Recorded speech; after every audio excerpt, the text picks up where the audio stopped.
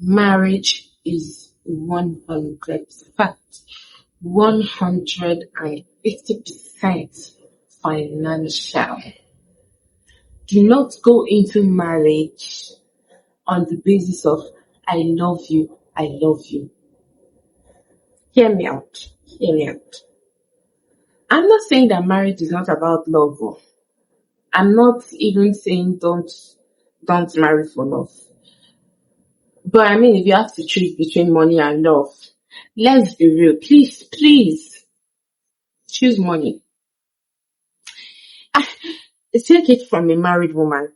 It is better to cry in a Bentley. I don't know what anybody has been telling. I don't know. You know this thing where they guilt trip women and they're like, oh, and I really love that girl. She's so homely.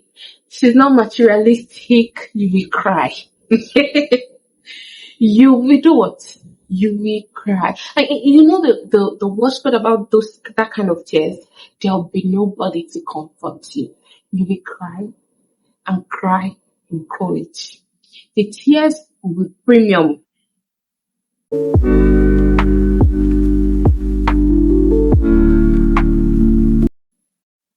Welcome back, guys, to my channel. On this channel, we talk about God, marriage, career, motherhood, and everything in that. We talk about everything.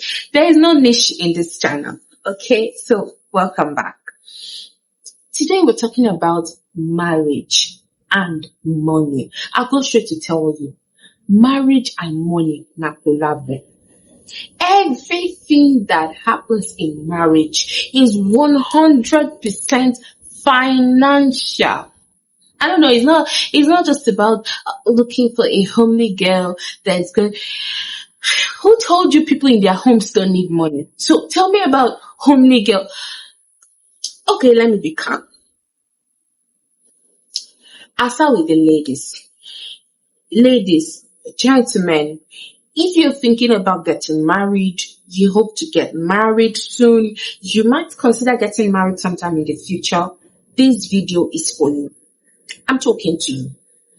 And I want to tell you, consider money first in everything you do when it comes to picking a partner. Now, am I saying pick the most financially stable person on your list of potential suitors for the ladies? No. I'm not saying marry the richest guy that's acting you up. I'm saying make sure you marry a guy that has the money and is not stingy. Let's put it like that. And then, men, when you're going to pluck a beautiful flower from her father's house, know this and know peace, that the major expense you're going to make is not in the list. For some of us from the eastern part of Nigeria, where we usually, part of the traditional, process for getting married is the man collects a list from the family of the bride that has a number of things he's supposed to purchase, and depending on the part you're getting married from, the part of the East you're getting married from, it can usually run into millions of naira. I digress, but anyway, the point is that a major expense you're going to do is not the wedding. So I see some single people who, not to put anybody down, I know do not have that much financial capacity, putting in so much effort to throw a big wedding. Right? I'm thinking that they probably think that the major expense they're going to be making is the wedding. Let me just try my best and put on a good show. Right? I hate to break it to you that one, the wedding is just the advertisement. The main film never starts. Because by the time you begin to bring in the name of the actors, like giving birth to your children, and you start, setting the scene, and you enter scene 1, scene 2, scene 3, I hate to break it to you. Body will tell you. What am I trying to say? I'm trying to say that the day you're going to pluck a beautiful flower, keep it at the back of your mind that flower, Namonio, just bear it at the back of your mind that everything you're going to do in that marriage is money. I don't understand why some men are surprised when they are getting billed by their wives. It beats me. What did you think we were doing here? What do you think we came here to do? What do you think the children are going to survive off on? Love? Or homeliness? Oh, please, I beg you. Let's be serious. Let's be for real. People are going to feed, bills are going to be paid, and it's money. So why do some men usually express so much stuff like, and she's always asking me for money? Check it. Most of the money she's asking you for is not for herself. It's usually for the house, to restock in the kitchen, for the children, school fees, clothes, drugs, hospital bills. Who do you think was going to foot those bills when you were going to pluck the boots? I mean, she was for everybody. She was for the most serious candidates. And you expressed interest. You came forward with your family members who were on their own. You called them and you said, I want to go and pluck a beautiful flower. Escort me. When you got there, you plucked her from the tree. The tree where she was on, everybody was admiring her. Some people were even contributing to the beauty that you were admiring. I mean, behind the scene, but let's not break that table today.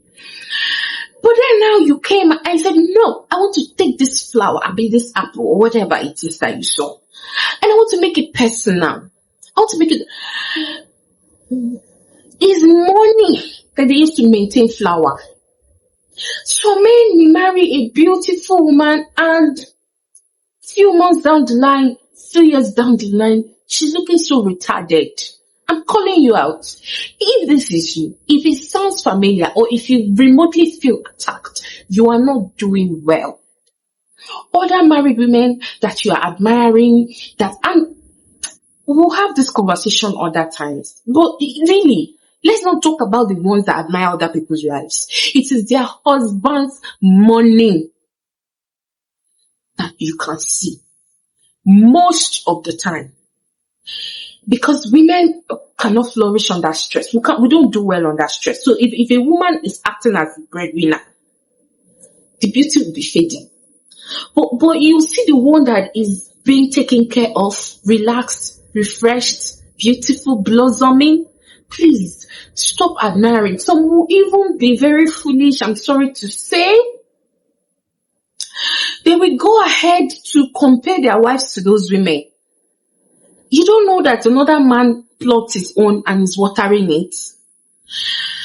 My point in all of this is, dear men, when you are going to pluck a flower in her father's house, it is money that you will be using to maintain and water that flower forever and ever.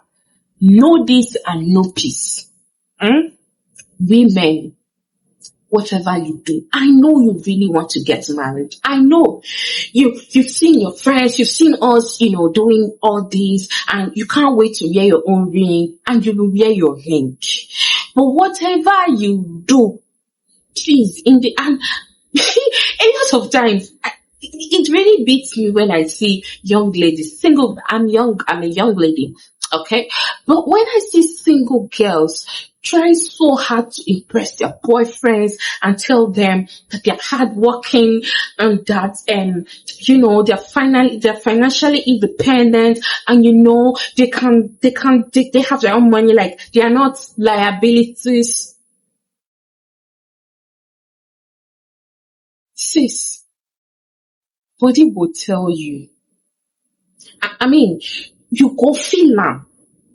The way you are impressing him now, that you are almighty, you are a strong woman, be prepared to continue being strong in marriage. And I'm telling you, it will not be funny. Stop trying to tell a man that you have money. It pays you not. You know why? Biologically, there are already a lot of things that you will be conditioned to do in that marriage, that even if he loves you more than his life, he cannot do it for you. And when you add that stress of being a woman, a mom, a wife in a marriage and playing your role effectively, when you add it to financial burden, sis, it's not going to be fun. Am I trying to contradict my position that you should support your husband? No. But I'm saying two different things because two truths can coexist, right? The point I am making here is that time that you're single, stop trying to impress the man that, oh, don't bother. I can handle it. Who are you kidding? Are you kidding me? If he can take care of you, please let him focus on being the baby girl that you are. And let men be men. I always say, allow me, you have nothing to gain. Trying to show that you also have financial margin. Now you go tire. You will do your own and do his own. It pays you not. Okay? Good. So, back to what I was saying. As a lady, please have your source of income too. Yes. I know we just said, you should allow yourself to be taken care of, blah, blah, blah, blah, blah. Money is a shield. That is what the Bible tells us. Money is a shield. Money stops nonsense. From my own experience, I have realized that having your own money reduces some petty, unnecessary quarrels and give room for you guys to focus on the main issues in your marriage. There are some conversations that should never be had when you have money. So now my point is, don't start from the relationship to start telling him that you don't need to be taken care of. Please, I know people know how to misunderstand people and take words out of his mouth and misplace it and say what they did not say. This is where I'm going to. In the marriage, you will need your money, as a shield. But in the relationship, you have no business impressing the man, trying to tell him that you don't need money and you are not after material things. Please, this is 2025. We need to stop fooling ourselves. You need money. And at a time in your career, in the birthing stages of your children, in that phase where you're birthing your children little and they need more nurture and attention from you, your finances might not be so great.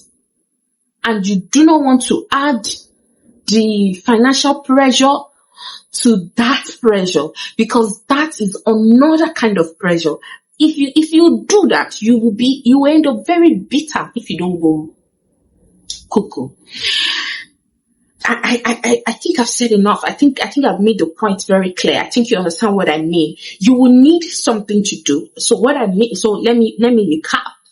You need to have a source of income. You need to have a business or a career going before you step into a man's house. But have it at the back of your mind that at a certain stage, when you're giving birth to children, that business, that career might take a backseat and your finances might not be so great. I mean, you will bounce back because you already have something you're building off of in the long run. But at that point, you don't want to be in a situation where you are having to carry your financial burden as though you were not married, but you're carrying the burden not just for yourself, but for the offspring the both of you created. Don't put yourself in that mess. Please, shine your eyes. Marry a generous man. You mustn't. I'm not said here today that you should marry your richest suitor. I've said marry a hardworking man who understands his responsibility as a provider and a protector in a marriage. And I've also said marry a generous man. A rich man is not a providing husband. They can be two different things. Some women are in the midst of plenty and they lack. Some women do not lack, even though their husbands do not have plenty. He makes available everything they need as at when due. Do you get the point? Marry a man that will take care of you. Not somebody. I've said enough for today. If you like this video, share, subscribe, and anticipate more videos like this year. Bye.